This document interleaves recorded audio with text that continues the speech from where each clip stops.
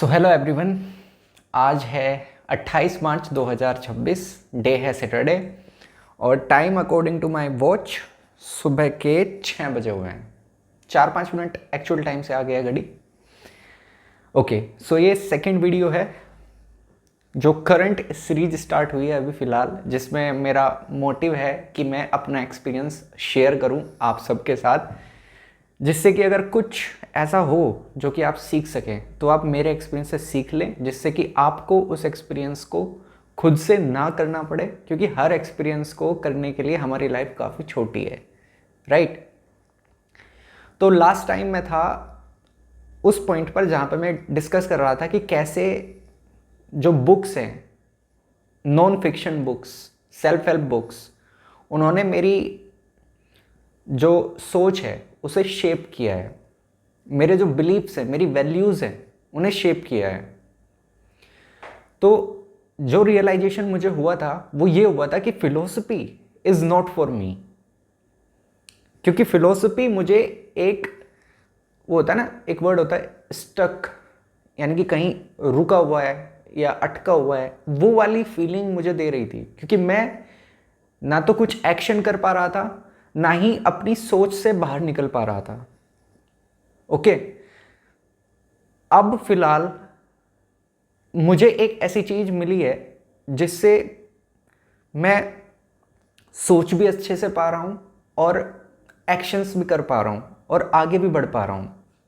वो है neuroscience. Neuroscience क्या है? देखो, एक बेसिक चीज होती है, हमारा जो ब्रेन है वो मिलके बना है न्यूरॉन्स से। न्यूरॉन्स न्यूरॉन्स एक टाइप की सेल होती है, स्पेशल सेल होती है, जिससे आपके जितने भी कम्युनिकेशन है ब्रेन के अंदर वो सारे होते हैं। और ब्रेन बॉडी से कनेक्ट उन्हीं न्यूरॉन्स के थ्रू करता है और बॉडी भी ब्रेन से कनेक्ट उन्हीं न्यूरॉन्स के थ्रू करती है। तो न्यूरॉन्स एक तरीके से ये समझ लो कि एक ऐसा नेटवर्क है जिसकी हेल्प से आप सोच पा रहे हो, आप सब कुछ जो भी कर रहे हो वो उसी की हेल्प से कर पा रहे हो, ठीक है। तो वो कैसे काम करते हैं, उस चीज को समझना ही न्यूरोसाइंस है। मतलब हर एक चीज को न्यूरोसाइंस के पर्सपेक्टिव में देखना, न्यूरॉन्स के पर्सपेक्टिव में देखना। तो ये जो फील्ड है ये बहुत ही फैसिनेटिंग है मेरे लिए, क्योंकि जब से मैंने इसे पढ़ना स्टार्ट किया, जब से इसमें इंटरेस्ट मेरा डेवलप हुआ, तब से मैं जो फिलोसफी है, जो फिलोसफी वाला मेरे दिमाग के अंदर भूत था, उससे काफ़ी हद तक मैं बच गया हूँ, साइड कर दिया है मैंने उसे। और ये न्यूरोसाइंस की स्टार्टिंग कहाँ से हुई थी? डेविड ईगलमैन नाम के एक ऑथर हैं, उनकी काफ़ी सारी बुक्स हैं, बहुत ही रिनोन्ड वो आपके न्यूरो साइंटिस्ट हैं। और उनकी बुक थी the brain the inside story of you. ये उनकी एक बुक है और एक बीबीसी पर उनकी एक डॉक्यूमेंट्री भी है, वहाँ से ये जर्नी स्टार्ट हुई थी। तो फिलहाल एक पॉइंट क्लियर हो गया कि फिलहाल मेरा जो इंटरेस्ट है वो न्यूरोसाइंस है। न्यूरोसाइंस ही मुझे गाइड कर रही है, न्यूरोसाइंस ही मुझे सपोर्ट कर रही है, न्यूरोसाइंस ही मेरी हर एक चीज़ को इन्फ्लुएंस कर रही है, ठीक है। दूसरी चीज़, फिलोसफी मुझे रोक के रख रही थी। Philosophy is not for my brain, maybe due to my genetics, maybe due to my environment and my unique experience. जो मेरे लाइफ टाइम का एक्सपीरियंस है वो इस चीज़ को सपोर्ट नहीं करता कि हाँ मैं फ़िलोसफी को समझ पाऊँ या फ़िलोसफी को कर पाऊँ। हालांकि मेरा जो ब्रेन है वो फिलोसॉफिकल है, ये मुझे अच्छे से पता है, हर चीज़ में फ़िलोसफी लगाने की कोशिश करता है। ये 2 पॉइंट यहाँ पे क्लियर हो गए, ठीक है, कि अभी फ़िलहाल क्या चल रहा है और पहले क्या चल रहा था। इससे पहले मैंने 2 पॉइंट्स पे जर्नी को रोक दिया था।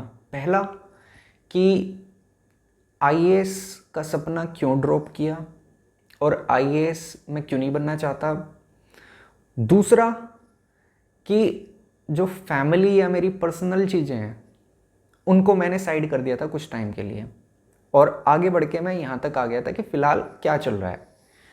क्योंकि जो हम सोचते हैं ना वही हमें गाइड भी करता है। जो सोचेंगे वही करेंगे, और जो करेंगे वैसा ही हमें देखने को मिलेगा। It's as simple as that. अब हम बात करते हैं कि 2020 में जब मैंने 12th की थी, तो 12th में मेरा लास्ट एग्जाम था 17 मार्च 2020 को मैथमेटिक्स का। उसके बाद से क्या हुआ, ठीक है, क्योंकि मैं अभी फिलहाल 6 साल आगे बैठा हुआ हूँ।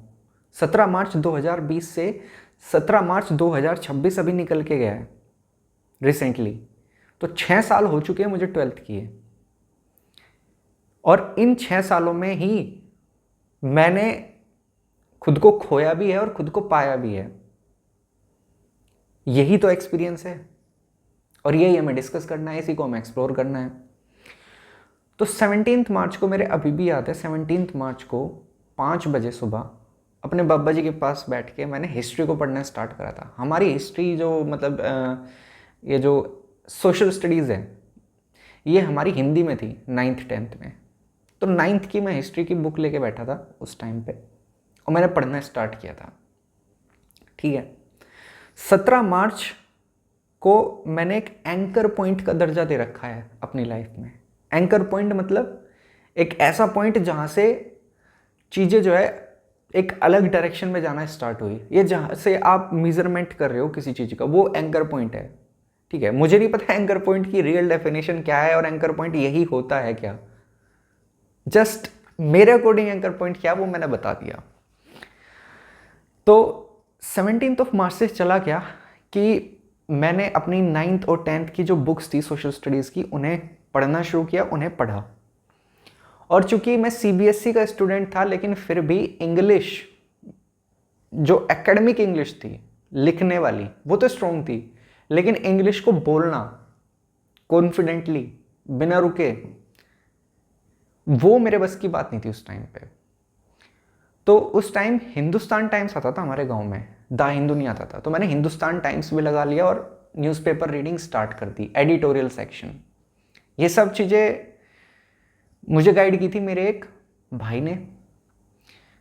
एक भाई मेरा जो हमारी रिश्तेदारी में से ही है, उसने मुझे गाइड किया था कि क्या क्या तुझे अब करना है, अगर एक आईएएस बनना है, आईएएस की जर्नी में क्या क्या तुझे करना पड़ेगा।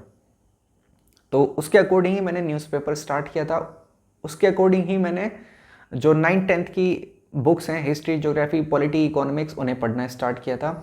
और एक स्टडी आईक्यू करके चैनल था, वो अब तो किसी ने खरीद लिया, आई डोंट नो किसने खरीदा, लेकिन स्टडी आईक्यू चैनल से मैंने पढ़ना स्टार्ट किया था जो इंटरनेशनल टॉपिक्स थे उन्हें, क्योंकि मैं ठहरा था साइंस का स्टूडेंट और मुझे ट्रांजिशन करना था सोशल स्टडीज़ की तरफ, यानी कि हिस्ट्री, पॉलिटी, इकोनॉमिक्स, ज्योग्राफी, जो इंटरनेशनल रिलेशंस हैं, इन सारी चीज़ों को मुझे समझना था।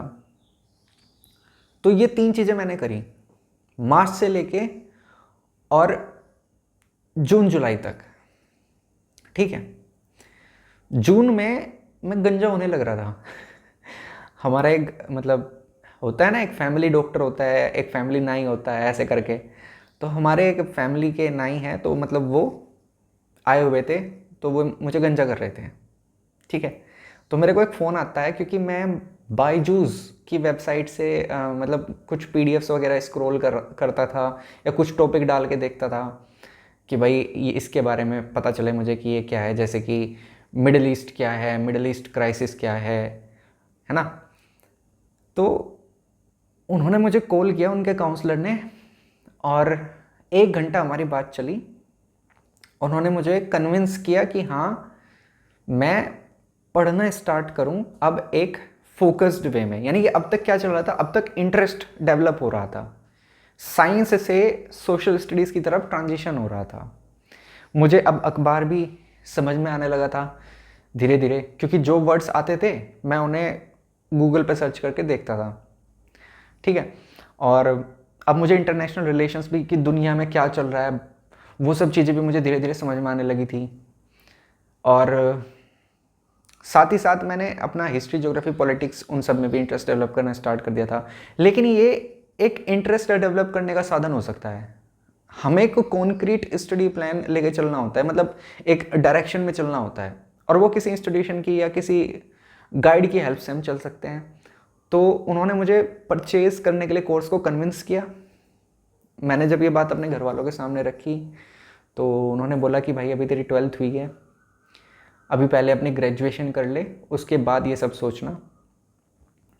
वो इंटरेस्टेड नहीं थे इस चीज़ में कि मैं आईएएस बनूं या ना बनूं।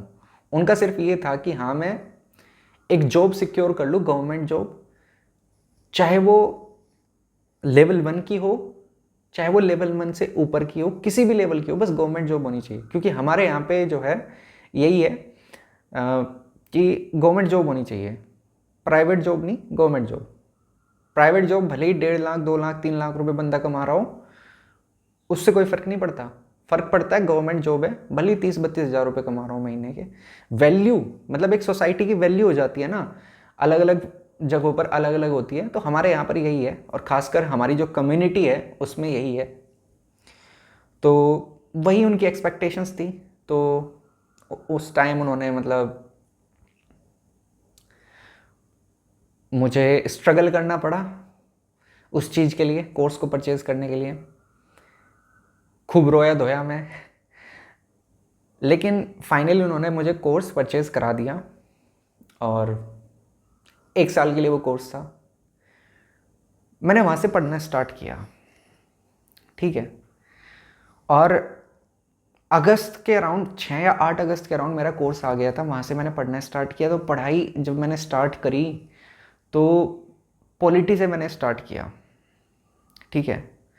सब कुछ प्रॉपर चलने लगा धीरे धीरे, यानी कि एक रोड मैप काइंड ऑफ मेरे दिमाग में तैयार हो गया कि अच्छा ये सब्जेक्ट्स हैं, पहला पेपर ये होता है, GS1 GS2 ये होता है। मतलब मुझे जानकारी मिली कि आईएएस के पेपर कितने होते हैं, प्री क्या होता है, मेंस क्या होता है, इंटरव्यू क्या होता है, कैसे मार्क्स डिस्ट्रीब्यूशन होता है, क्या वेटेज होता है। ये सारी चीज़ें मुझे वहाँ से पता चली और एक रोड मैप तैयार हुआ और मैंने पढ़ना स्टार्ट कर दिया। फिर आता है मेरे कॉलेज का नंबर। उधर कॉलेज का चल रहा था, वो बीए प्राइवेट या फिर आसपास से करने की बजाय वो किरोड़ीमल कॉलेज में पहुंच गया था मैं। यानी कि किरोड़ीमल कॉलेज में मेरा नंबर आ गया था। तो उस दिल्ली यूनिवर्सिटी का एक कॉलेज है किरोड़ीमल कॉलेज, वहाँ से। तो उधर दिसंबर में ये बात आ गई। दिसंबर के अराउंड उन्होंने हमारी ऑनलाइन क्लासेस स्टार्ट कर दी थी। उसके पहले उन्होंने एक इंडक्शन कराया था।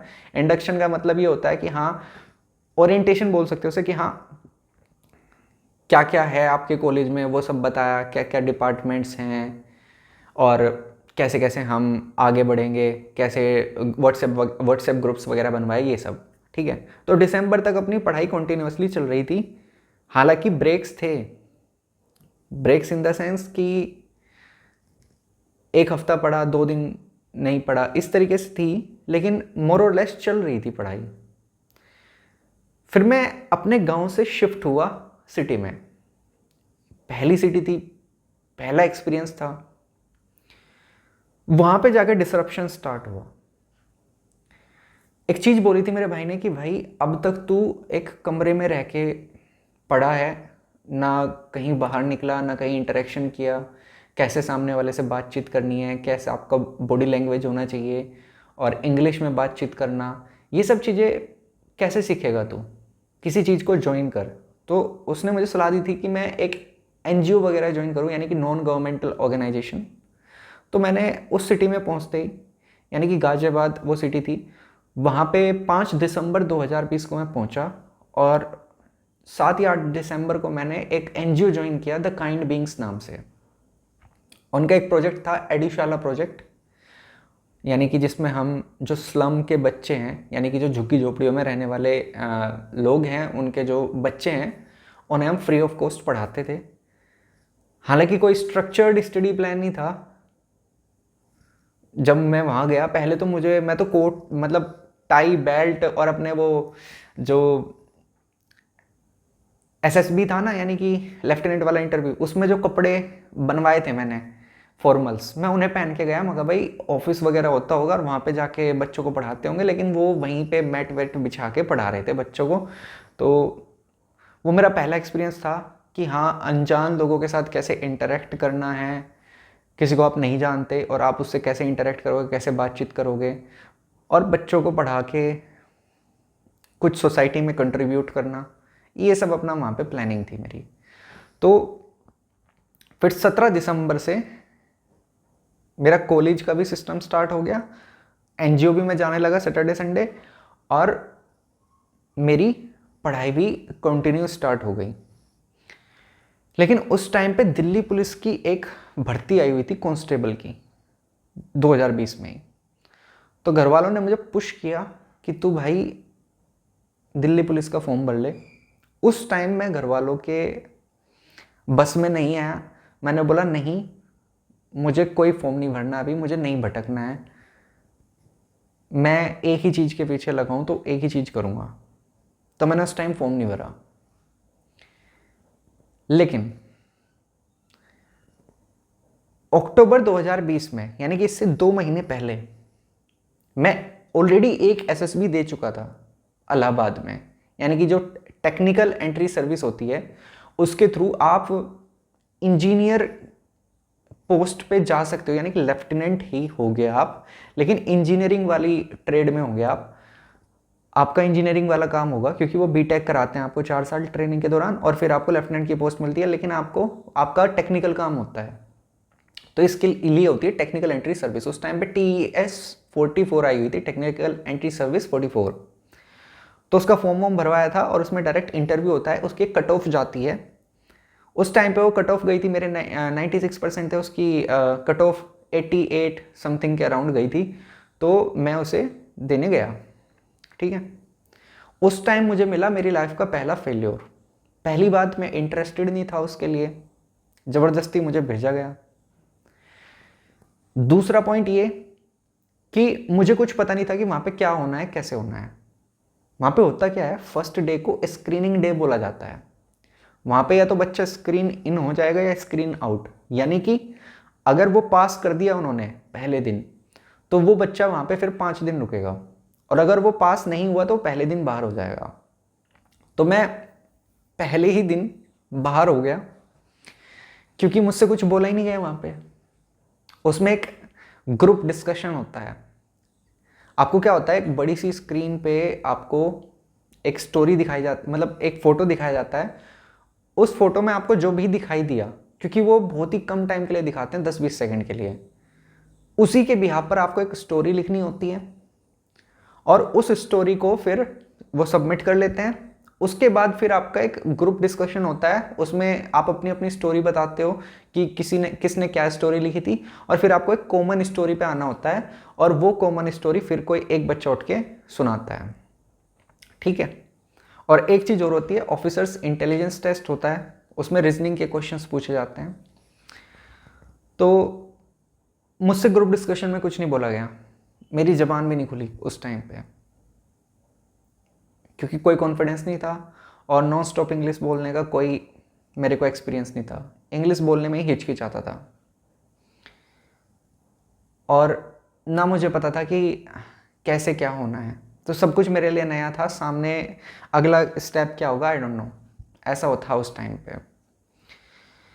तो इलाहाबाद के अंदर ये हुआ था, और जब मैं स्क्रीन आउट हुआ तो वो मेरी लाइफ का पहला फेल्योर था।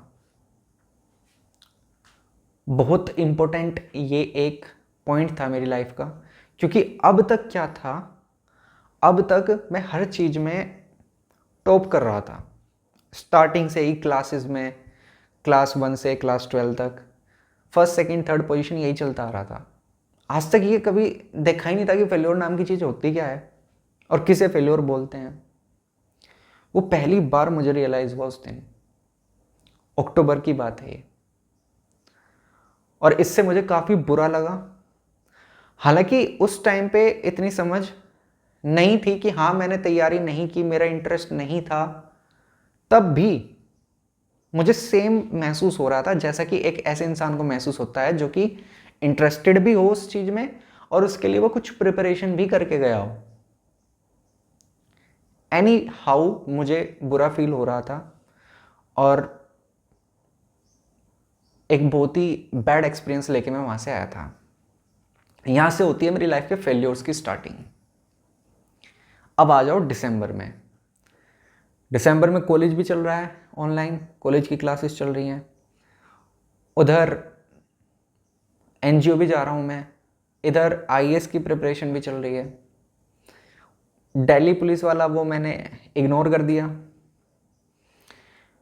फिर टेक्निकल एंट्री सर्विस दोबारा से आया TES 45 के नाम से। घर वालों ने फिर पुश किया। देखो बात क्या होती है, हमारे जो घर वाले होते हैं ना वो हमारा भला ही चाहते हैं। किसी के घर वाले किसी का बुरा नहीं चाहते, और जो इंसान है वो भी अपना भला ही चाहता है। लेकिन दिक्कत कहाँ आती है? दिक्कत आती है कम्युनिकेशन में। कम्युनिकेशन गैप जो होता है, या फिर जो जनरेशन गैप है, या फिर ऐसा हो जाना कि हाँ अवेयरनेस का गैप हो जाना कि उनको इतनी अवेयरनेस नहीं है। वो भी ये चाहते थे कि मैं एक जॉब ज्वाइन कर लूँ, उसके बाद फिर मैं जो करूँ वो मेरी मर्जी है। लेकिन उन्हें ये नहीं पता था कि हाँ एक चीज़ पे फोकस करना होता है। अगर आपको किसी चीज़ को पाना है तो उस पर फोकस करना होता है। मैंने अपनी रगड़ी थी तब जाके 12वीं में मेरे 96% आए थे। अगर मैं भी इधर उधर लगा रहता ना कि मैं नीट भी दे लूँ, मैं IIT भी दे लूँ, मैं ये भी कर लूँ, मैं वो भी कर लूँ, ना तो मैं नीट IIT में जाने वाला था और ना मेरे बोर्ड में मार्क्स आने वाले थे। ठीक है, हालांकि ऐसे भी लोग होते हैं जो हर चीज़ फाड़ देते हैं, लेकिन I am assuming that I am a normal guy and आप सभी नॉर्मल ही हैं, ज़्यादा एक्सेप्शनल नहीं है। तो इसलिए एक चीज़ पे फोकस हमें करना होता है, तब जाके हम उस चीज़ में आगे सक्सीड हो सकते हैं। चांस है एक कि सक्सीड हो सकते हैं, लेकिन फोकस नहीं करेंगे तो 100% नहीं होंगे सक्सीड। तो ये चीज़ पहले से ही मेरे अंदर है कि हाँ घर वाले सही चाहते हैं, वो भी मेरा भला चाहते हैं, मैं भी अपना भला चाहता हूँ, लेकिन बस एक communication gap, generation gap, awareness gap ये बीच में आ जाता है। तो यहाँ से घर वालों का एक अलग डायरेक्शन हो गया, मेरा एक अलग डायरेक्शन हो गया। मैं एक चीज़ पे फोकस करना चाहता था, वो चाहते थे कि मैं जल्दी से जल्दी जॉब ले लूँ। दोनों बात सही है अपनी अपनी जगह, लेकिन अनइंटेंशनली इस चीज़ ने मेरा जो फोकस है वो बर्बाद कर दिया बिल्कुल। ना तो मैं उस तरफ फोकस कर पाया अपने कॉलेज की तरफ, ना मैं फोकस कर पाया अपनी IAS की प्रिपरेशन पे, और ना मैं किसी एक जॉब के लिए 100% अवेलेबिलिटी के साथ या 100% इंटेंशन के साथ पढ़ पाया। लेकिन फिर भी मैंने 2 महीने तैयारी की SSB के लिए, यानी कि स्टाफ सिलेक्शन बोर्ड का जो इंटरव्यू होता है टेक्निकल एंट्री सर्विस वाला, उसके लिए मैंने तैयारी की। वहीं पे मैंने वो अर्पित सर मिले थे NDA वाले, और मैंने बुक पढ़ना स्टार्ट कर दी, सेल्फ हेल्प बुक। ये चीज़ तो अच्छी हुई मेरी लाइफ में। इससे यही एक फ्रूटफुल पॉइंट है कि मैं एकेडमिक्स से बाहर निकल पाया। मैंने वहाँ से बुक, सेल्फ हेल्प बुक पढ़ना स्टार्ट कर दिया। अब आगे की जर्नी जो है वो डिपेंड करेगी इस SSB में, क्योंकि इस SSB में बहुत कुछ हुआ। मैं स्क्रीन इन भी हुआ, और मुझे इंजरी भी हुई, और लास्ट में मैं कॉन्फ्रेंस आउट भी हुआ। क्यों मैं कॉन्फ्रेंस आउट हुआ, मेरा क्या पर्सपेक्टिव है उस चीज़ को लेके, क्योंकि वो कभी रीज़न नहीं बताते कि वो आपको बाहर क्यों निकाल रहे हैं। मुझे इंजरी क्यों हुई और मेरा क्या वहाँ से एक्सपीरियंस रहा, वो सब हम डिस्कस करेंगे। लेकिन यहाँ पे क्या चीज़ सीखने को मिली कि घर वालों का इंटेंशन सही होता है हमारे लिए, हमारा इंटेंशन भी हमारे लिए सही होता है जनरली। लेकिन कोशिश करें कि अगर आप कम्युनिकेशन कर पाएँ अपने पेरेंट्स से तो करें, उनके विचार जानें, अपने विचार उन्हें बताएं, और एक कॉमन पॉइंट पे पहुँचे जहाँ पे आपकी भी कुछ बात रख ली जाए और उनकी भी कुछ बात रख ली जाए, क्योंकि फोकस भी लाइफ में ज़रूरी है। और उनकी भी सही बात है, जॉब मिलना भी ज़रूरी है, क्योंकि जॉब के बिना आप कुछ नहीं कर सकते आज के टाइम पे। दूसरी चीज़ जो यहाँ से सीखने को मिली है, वह सीखने को मिली है कि आपको नहीं पता होता कि आप किस डायरेक्शन में आगे जाने वाले हो। तो अपना दिमाग खुला रखने की ज़रूरत होती है, ओपन माइंडेड होने की ज़रूरत होती है, क्योंकि अपॉर्चुनिटी किसी भी फील्ड में मिल सकती है आपको। और ज़रूरी नहीं है कि जो आप पहले से सोच के बैठे हो आप उसी फील्ड में जाओगे, क्योंकि आपकी सोच, आपका देखने का नज़रिया और आपके जो इन्वायरमेंटल प्रेशर्स हैं वो बहुत कुछ इन्फ्लुएंस करते हैं। तो अभी फ़िलहाल यहाँ तक ही रखते हैं, नेक्स्ट वीडियो में आगे की जर्नी डिस्कस करेंगे। थैंक यू, धन्यवाद, बाय बाय, टाटा।